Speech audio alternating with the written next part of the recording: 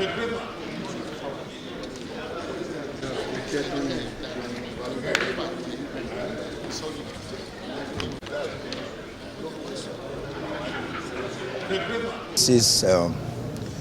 did creditably well, the four of them, added to the earlier 6, making 10 witnesses we have so far called.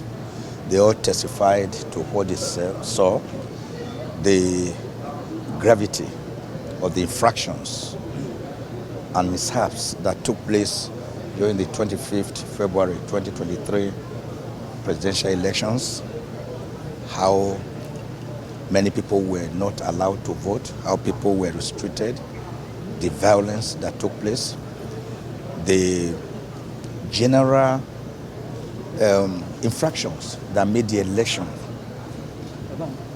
not to be generally credible at all from any prison. You look at it, they made it clear. If one of them believes squarely that Tinubu did not win the election, and he makes no words about that, he believes he did not win. Some of them said he didn't score the required 25% of the votes cast in FCT.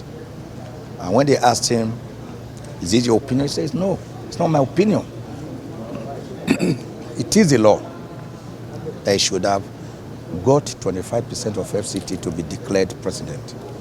So generally, the thrust of our case today was that the INEC was hasty and wrong in declaring Tinubu the winner of the elections, because every evidence shows that he did not win. And that is our case today. 4 witnesses testified along that line. Thank you. Yes, thank you. Yes.